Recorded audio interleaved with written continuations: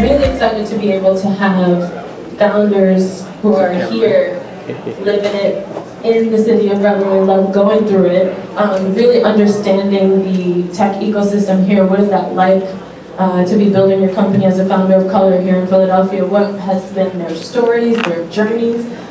So I'm really excited to highlight that. We have Luis Gamardo of Besto.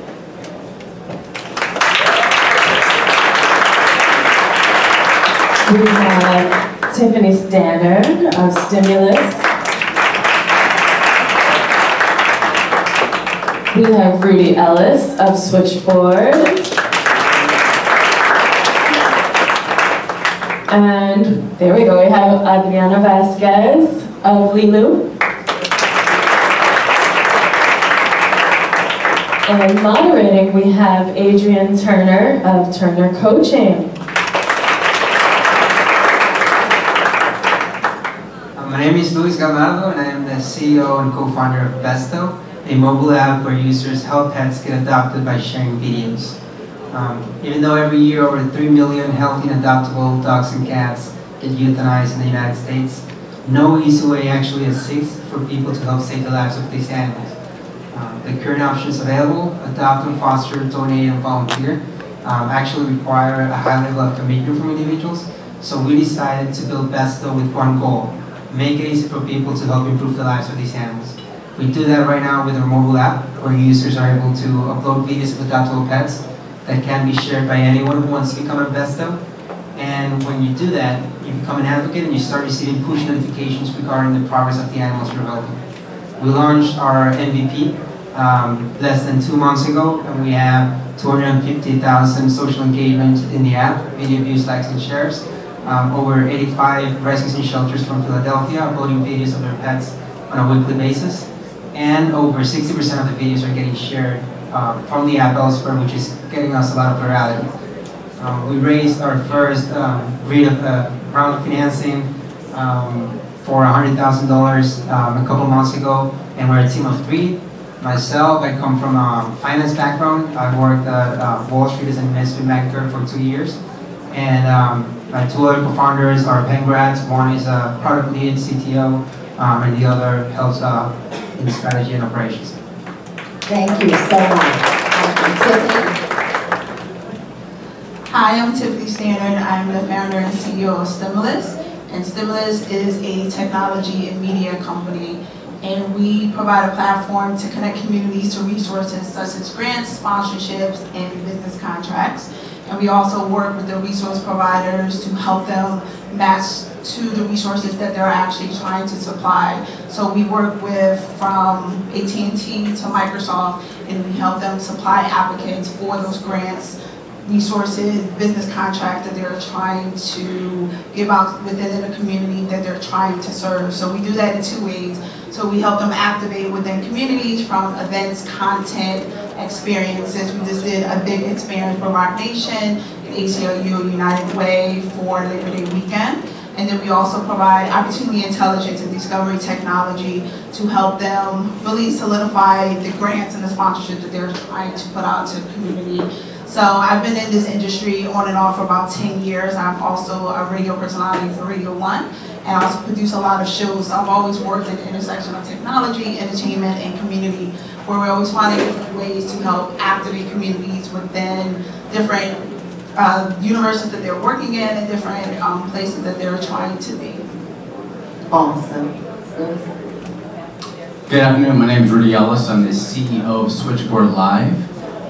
We make it really easy for live content creators and publishers to stream to multiple destinations at the same time.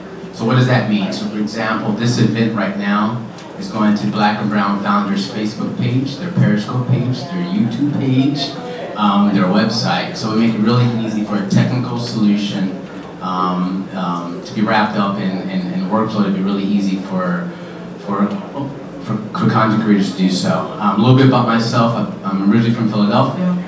Company was started in Orlando, Florida. I moved back here about a year ago, and I'm up here to build our sales and marketing team.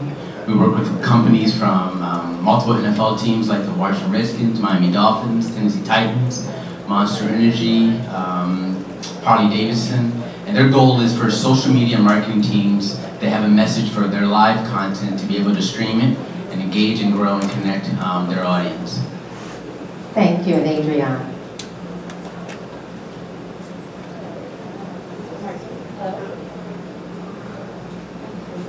Hi, so I'm Adriana Vasquez. I'm the CEO and co-founder of Lilu. We are building tech products for the modern mom, starting with a product that can help mothers pump 50% more milk. We started a little over a year ago, actually 2 years ago, here in Philadelphia. And since then, we've been part of a lot of the Philadelphia tech community. We went through Dream It Fellowship. We started at Penn, so we've really, I think, been very lucky to be here because we've been working with Penn Medicine, Jefferson, and other great institutions in this area. We were Y Combinator Fellows, NSF provided us with a grant. So I think we've really been an example of like we've like hustled, we've like really like searched for like those like grants because we started with like just applying to competitions, and fast forward a couple of years, well, 2 years later, and here we are very close to being able to bring our first product to market. My background's in computer science. I also worked in fintech for a couple of years, and I'm originally from Mexico.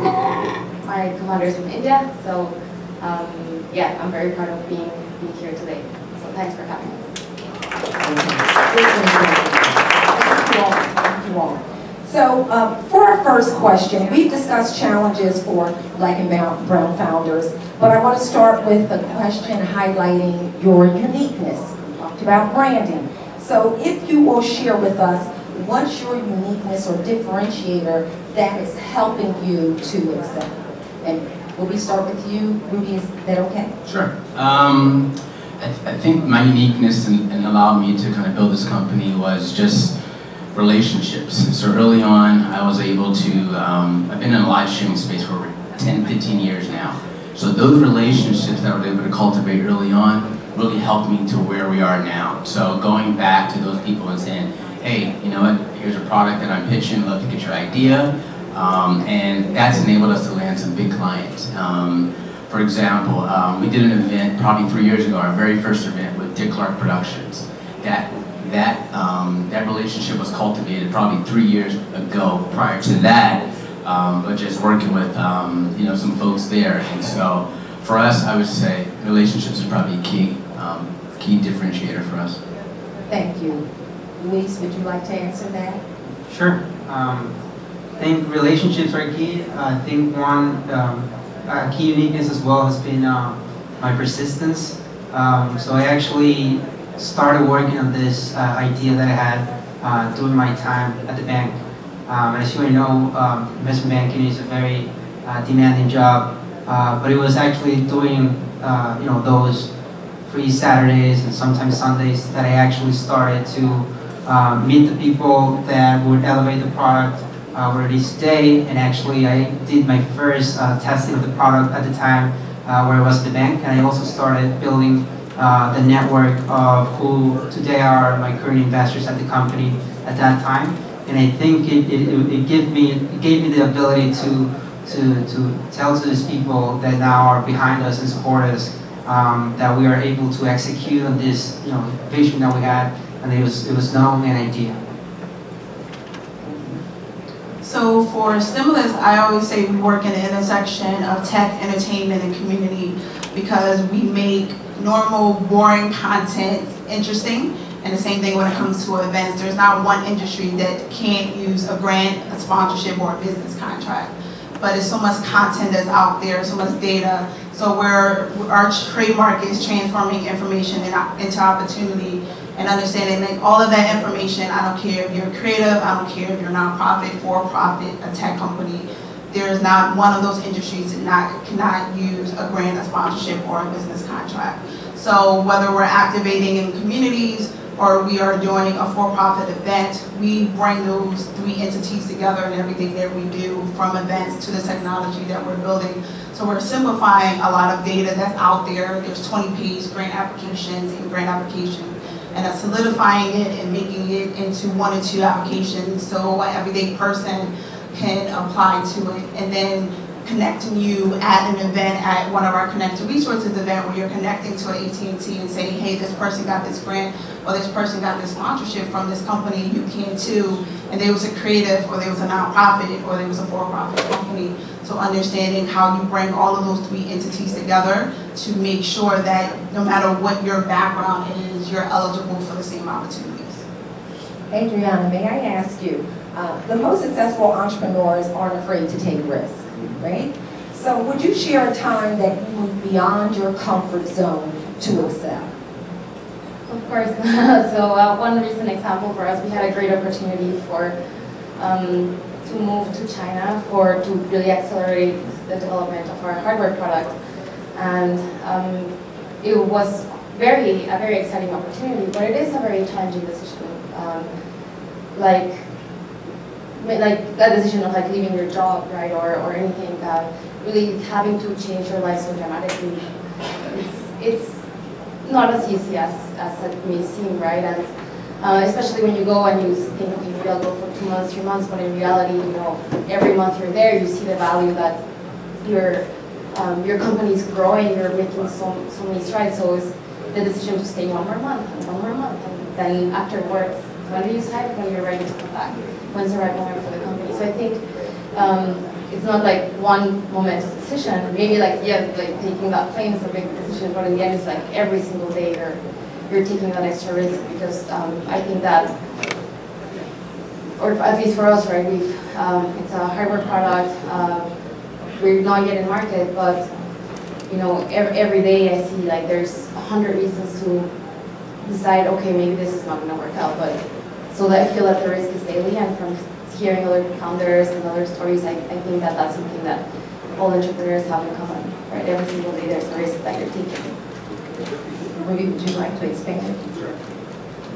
I think for me, there's probably 2 major risks that I took. One was actually either staying on with the company that I was at, taking an IT job, because my initial position, that industry or that business unit was basically being put out, right? So they decided not to pursue that.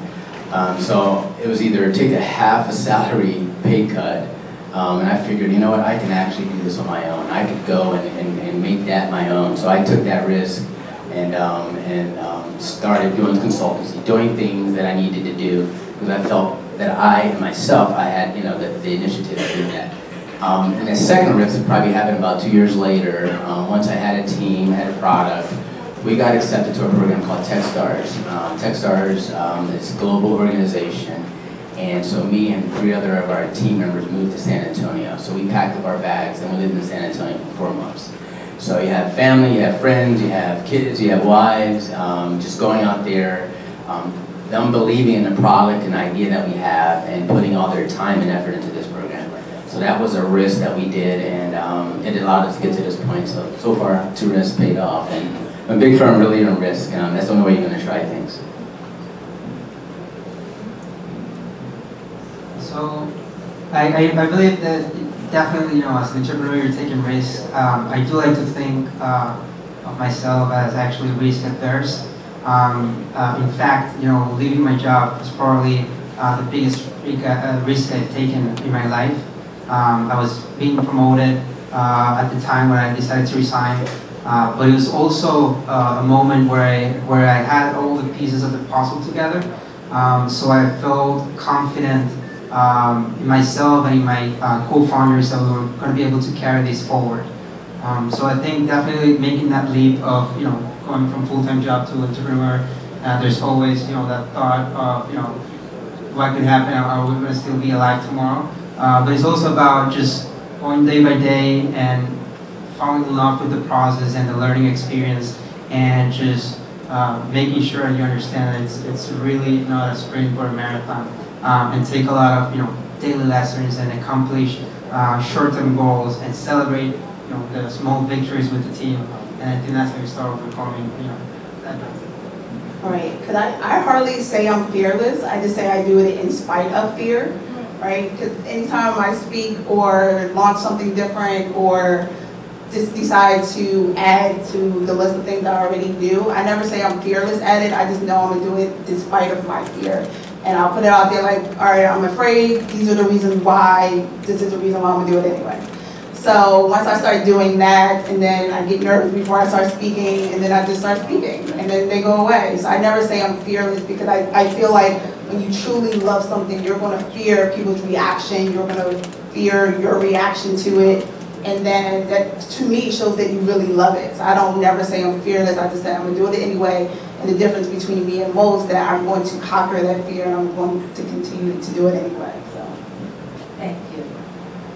Also, so we've talked about some of the wonderful things that you've been able to accomplish, but we do know that there have been, I'm sure, some significant challenges that you face. Would you share one example of a challenge that could have stopped you, but because you had some resources or mental insight, mental foresight, etc., that you were able to keep pushing forward when you wanted to quit?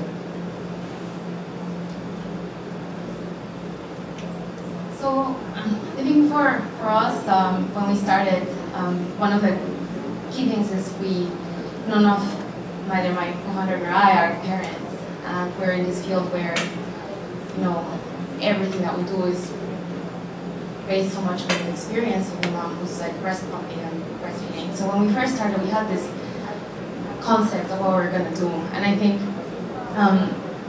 we had developed it far enough, spent maybe like 4 or 5 months developing this prototype, and up to then we had just gathered like feedback, like spoken feedback, but we never had a mom try it. So I think the first time that we had a mom, you know, agree to try it, and like we were like nervous and excited, and we go to the session, and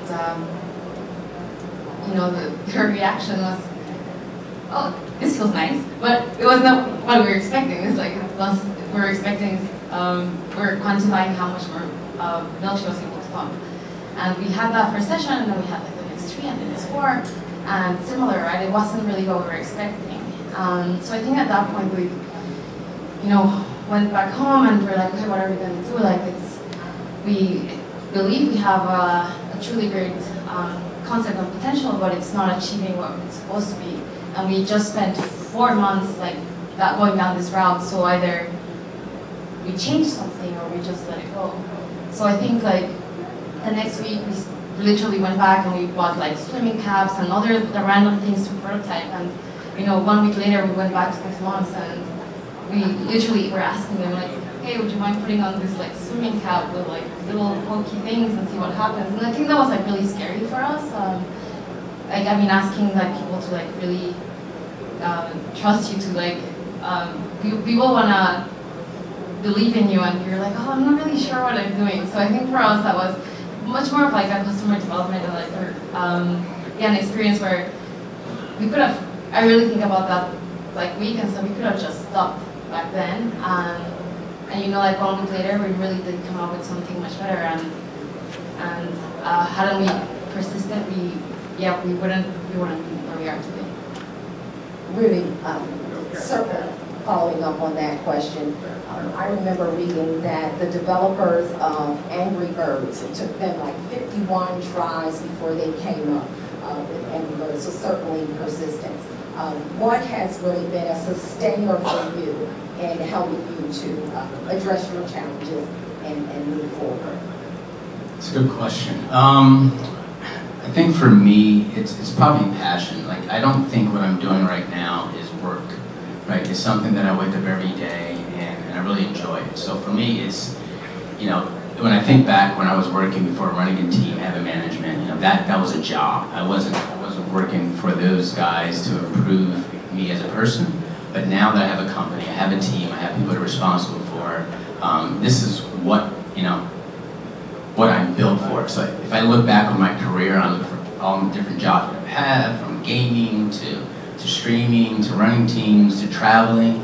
That's basically what I do now, right? So it's built, everything I've done has put me in a position to where I'm at now, to be able to execute and, you know, take this idea and really run with it. So I think, and one thing I do want to kind of reiterate on is from a challenge standpoint, I think for us, you know, we went through this accelerator. I'm kind of like an accelerator junkie. So when I left the job, I wanted to learn as much as I could as fast. So I went through this accelerator down in Orlando. It was a 3-month accelerator.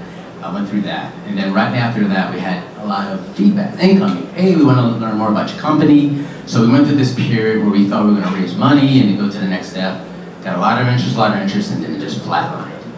You know, at that time, we really weren't ready for funding. But at that point, it was like, well, what do we do next? So, you know, that's where the passion and perseverance kind of kicked in. It's like, well, you know what, now we need to go get customers. We need to go back to some of the stuff that we didn't do to go prove we have a business that's scalable and so forth. So I think, just kind of recap, just having the passion, and this is, for me personally, what I was meant to do, at least for now.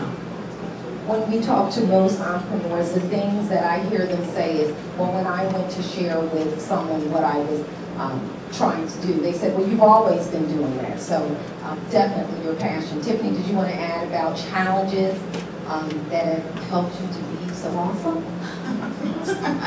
So the same thing. Come growth, right? Right. So same thing with Rudy. I spent 10 years working with large organizations and working with small businesses and nonprofits. So because I worked with both, I would get corporations that would say, hey, do you know anybody that needs this resource? And nonprofits would say, but hey, I hired you to do this website, can you find me a grant? At the same time, I'm like, okay. So I did that for so many years that I didn't understand that the process from 2009 to 2017 hasn't changed that much.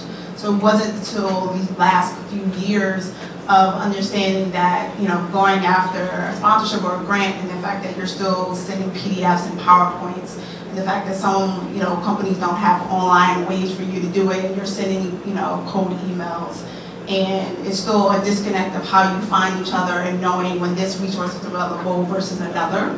So I didn't realize why it wasn't done before until I started doing it, because it's so much data. And every time we sit down with our team, we literally leave the meeting with a headache every single time, because it's so much data, from corporation data to city government data to the data from the small businesses.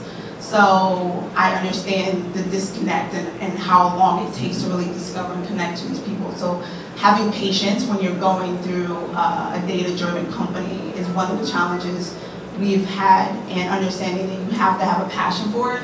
And because I have a passion on working with both sides, like my business partner is formerly from Comcast. So we vetted to him when he was at Comcast, and then when he left Comcast and working for us full time, like we had that both understanding of how hard it is sometimes to work with certain big companies, and even the big companies are looking to work more with small businesses and nonprofits. So our challenge is having that patience, understanding data, helping that data work for you, and understanding that just because you're a small business doesn't mean that that big company is supposed to give you money and vice versa, and understanding what their pain points are and vice versa. So that's been our challenges, but then also that's why our solution is so important.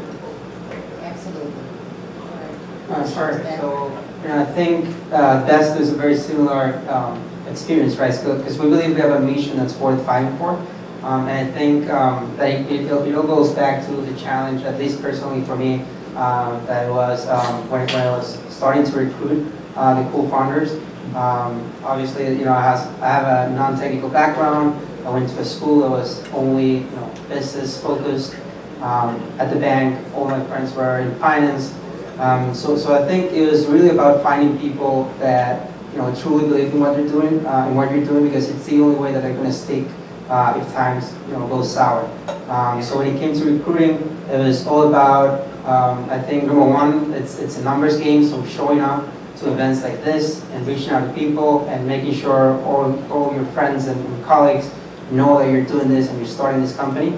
And then also a lot about showing your work and making sure that it's not only, you know, you with this vision or this dream about this, you know, company you're starting, but also that you have some tangible proof about the market you're going after, and that you're someone that's very committed to this product, and that really helps increase your chances of finding the right person to start a company. Thank you. So we've heard persistence, we've heard listening to our customers, and we've heard the need to have the support from other organizations. So in regards to technology in Philadelphia specifically, even though we have several universities and educational centers here, we have a reputation of the brain drain, meaning individuals learn and leave the area. And this impacts our ability to recruit and also funding. So what are your thoughts or ideas on how we can influence change in this area with you being entrepreneurs in Philadelphia? Do you want me to repeat the end part? No, I heard you. I think for me, I'm actually kind of the reverse, right? So I started my company, I was living in Orlando, Florida last year. I started about 2 years ago. I moved to Philadelphia specifically to grow our sales and marketing and admin because of the universities, because of its close proximity, the location to New York, DC, etc. So my goal is to take advantage of the resources that are here in Philadelphia. So brain drain is definitely something I'm not, looking forward to. I think that I believe that Philly has a lot to offer for startups, and I think we can all agree that we've seen the community grow every year, and I think it's just a matter of time because some of these startups, hopefully the more than few are going to start seeing some exits, and once these exits start to happen, you're going to have founding teams with cash, with ideas, and you're going to start to see more retention and more people driven to just come back to the city or work in the city to continue to be part of this ecosystem. I think also the city can really play to its strengths. We already talked, for instance, about the rich university and college community, but for instance, for our company that's in healthcare, we have an incredible hospital network here. So I think, really looking into initiatives that the city and other organizations can do that. I started to hear about different innovation groups within this hospital, within the different hospitals. I think the next step would be then, well, those innovation groups collaborate, right? So that when a startup really is launching a new technology, rather than you apply through the very extensive, for instance, paperwork to do trials at a hospital, instead of just getting access to one, then you can get access to 5 or more. So I think that's the one example I can clearly think of being in healthcare. But I imagine that for, again, seeing these meetings, I've gone to the maker meetings, so I definitely see a lot more of this happening, and I think the more these sort of events and organizations come together, the more that we can do. Yeah, I agree. I mean, when I first started in technology 10 years ago, I would travel outside of Philly to get, the technology fix, as they would say. So New York, San Francisco, everywhere else but Philly, because there wasn't a lot of regular events, and then I was the only, woman or black woman in the room. So I wanted to go places, but even San Francisco wasn't no better, but New York was better.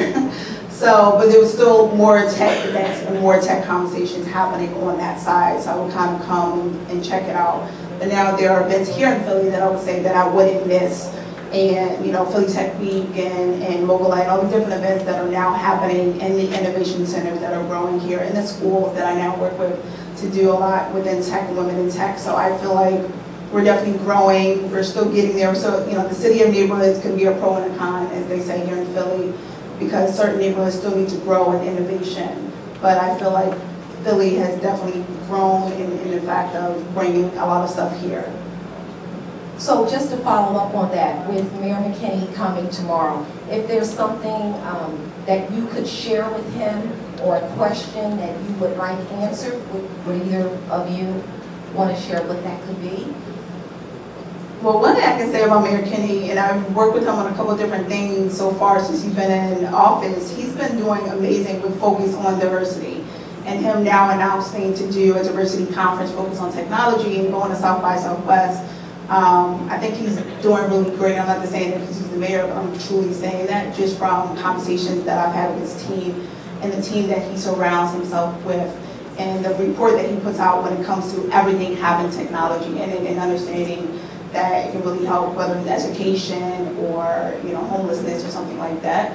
So just adding to that, bringing more of those type of conferences here, starting those conferences, and making sure that he has an advisory board that's diverse and people that are starting companies and or working for companies that are growing here in Philly.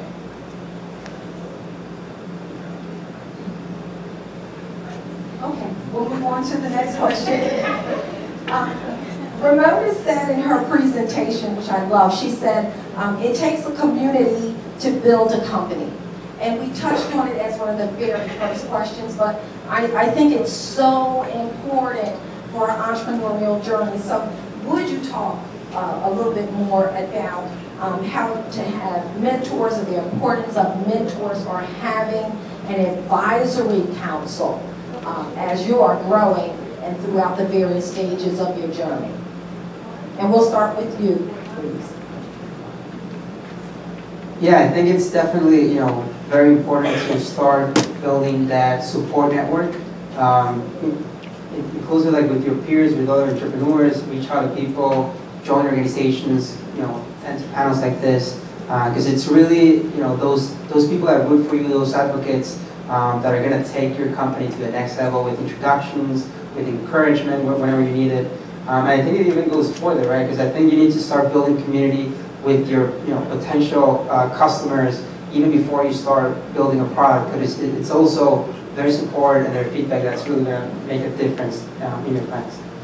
Tiffany, will you share how like a mentor has been really inspirational for you? Yeah, so even to add to that, the mentor and community side. So I built two communities, the mentor side, and some are in my industries as far as entertainment, media, technology, community builders that have built amazing communities over these last years that I've watched them, that I'll go to them just because they built an amazing business, whether it was technology or not. So then I have the other community of people that I built slowly over these years, that when I was thinking of building Stimulus, I would come to them and I would invite them to events, and I did demos of what we were thinking of creating, and I slowly created ambassadors for the product, because I did unsolicited focus groups. I'm like, so if this happened, would you like to use this? So I did that for a while, and I did that for about a year, and I just started asking different people, and I started building up this database of people, and then we grew into a few hundred people on our wait list, and then thousands of people on our email list. Every time we do an event, we have 200 plus people that come out to each of our events, and that helps when we're putting out a newsletter or announcing an event. So I have two communities that I go to for two different types of conversation, but they all kind of fit into the ecosystem. Thank you. I definitely, basically follow what you just said about the community and ambassadors. One of the things that when we went through Techstars, they had this thing that's called Mentor Madness, and what you do is they have these mentors that come in, and you sit down with them for 20, 30 minutes, and they just drill you and ask you different questions. And the purpose why they do that is to see and present and challenge you with different aspects you probably never thought of, right? And so that's the value of having a mentor, is really to get you start thinking about your business from different perspectives, to get different insights. And from that experience, that was key for us, right? I'm a big firm believer that I know what I know and I know what I don't know. And so you can leverage mentors and advisors to help with the questions you may have or insights you don't have. But you also have to make sure you synthesize it, because you will get feedback that may or may not make sense for your business. So you still have to be able to be open to suggestions and insight, but then make that decision as the CEO or a co-founder of your company to be able to progress the business forward. So I always feel sometimes like, oh, there's days where it feels like, oh, we're like 3 or 4 people in the company and full time. But when we send our emails for like our mentors and advisors, the email list is like a couple hundred people, and these are people that at some point have added so much value. Either it could be a piece of insight or an introduction, or people that have gone out of their way to like come because really sitting with you. Like sometimes when we have those like days where you feel like, oh, I'm about to launch into this other risk, or I don't really, I have from like these 4 other like potential options, like having an advisor that has either, in our field for instance, done sales to like for medical devices or doctors. We have some of the top doctors here in the area who are in our advisory board. They don't, like somebody was saying, like there's no reason that they need to be doing this. You know, they don't need to stay those 2 or 3 hours extra after work to be with you. But these are people that I think really believe in you as a person, or believe in the mission of what you're trying to achieve. And I think that there's no company here or nobody in this room that's been able to be where they are without the help of that mentor, that advisor. So I think always being like grateful to those people. It's just something that has to be part of, you know, like how you build your company and your company culture and your network. Because yeah, there's, I'm sure, many challenges that lie ahead, but I can easily always think of like 5 to 10 people that I can call up and be like, I need your help, and I know that they're going to be ready to answer that call. We call them your personal board of directors sometimes, right? So the whole theme of this conference is widely recognized that less than 1% of angel seed funding and venture capital goes to Black and brown founders. But Mandela talked about, like, she maxed out her credit cards, and then a partner had the repossession. How did you fund your startup, if you wouldn't mind sharing? And were there any specific lessons that you learned in funding your business that you'd like to share? Sure. So for us at Besto, it was actually very quick to raise the first round. But I think it was mainly because we started planning around it before we actually needed the money. So we just started to, you know, show our work to people, and in the back of our heads we knew that, you know, when the time came we were going to be able to ask for that money and they would be interested. And I think what really helped us was that when I was at Wall Street, I knew that that time was going to come, and I started building a network of potential investors. And it really just took a couple weeks after, you know, I started making the phone calls that we had a term sheet. So I think that's the best advice. Just, you know, if you know that you want to start a company, you know they're going to need funding, start thinking about that fundraising today. Start meeting with people, ask for their advice, and show the progress. I think there's a great quote that is thrown around that says that investors don't invest in dots, but in lines. So if you can show your progress over time, that really makes a difference for people. So we've been funded through what we offer: grants, sponsorships, and contracts. So we've gotten sponsorship from AT&T to Microsoft to contracts with ACLU. So that's through our clientele and our partnerships, from the activations we've done in communities to the contracts that we've done with them and have planned between now and next year. So we are a product of what we put on our platform and what we help people actually find. And that's helped us throughout the time that we've, you know, been alive, a year and a half to almost 2 years now. And we're adding to that ecosystem. So as we add to that ecosystem, we, you know, bring in more money for the company, but then we also help other businesses find more money as well. So my, I'm trying to think. So my journey has been a long one, right? So this started in 2014. And kind of, I mentioned it early on, right? When I mentioned we did this accelerator in Orlando, we had a lot of interest come in to invest into the company, but, you know, all the conversations flatlined. But what I did though is I kept the relationships. I kept speaking with them, kept talking with them. Just like Lewis said, they wanted to see the progress. So we had, you know, a great kind of, you know, initial point, and they just kept seeing Rudy at all these events, talking and pitching and pitching and pitching. And I think for us, one of the things that we're able to do is when we did get accepted to Techstars, I used it as a point. I said, hey, look, we're going into this program. We're going to go, we're going to kick butt, and when we come out, you never know what's going to happen. So here's an opportunity. If you want to get on the Rudy train now, you better do it, right? And so it worked. So we raised a small seed of angel capital at that point. And during that time, we did a lot of bootstrapping. So a lot of consulting, a lot of things like that. And that lasted for almost 2 years now, and we're raising the seed round now, and we're actually 90% committed. So probably about the end of this month, we'll close an angel seed round for about $1.5 million. Congratulations.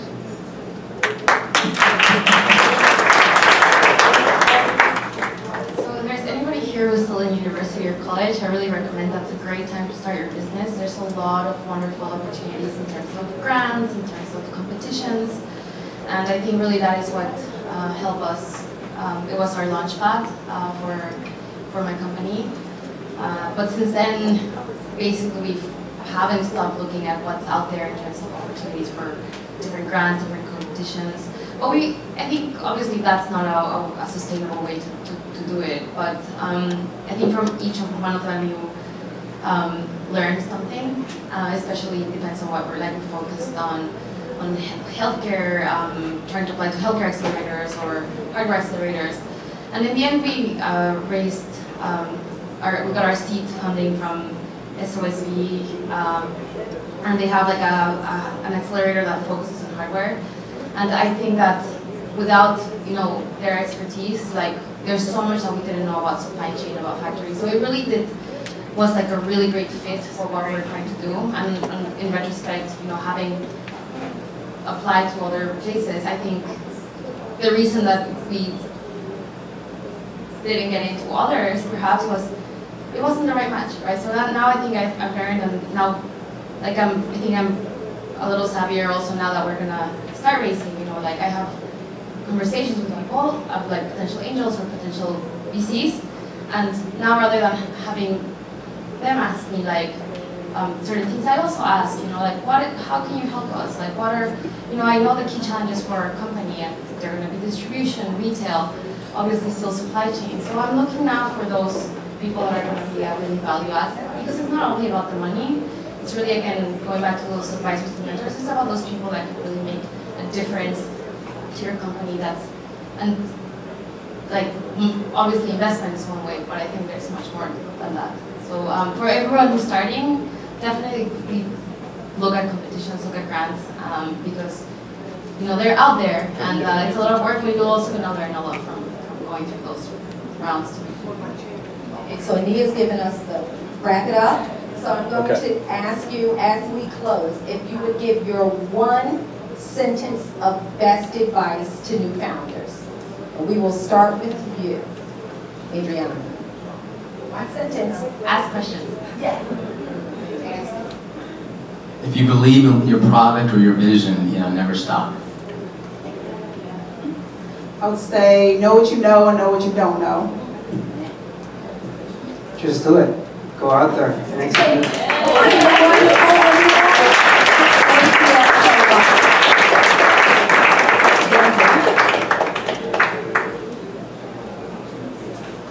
Thank you so much. That was amazing.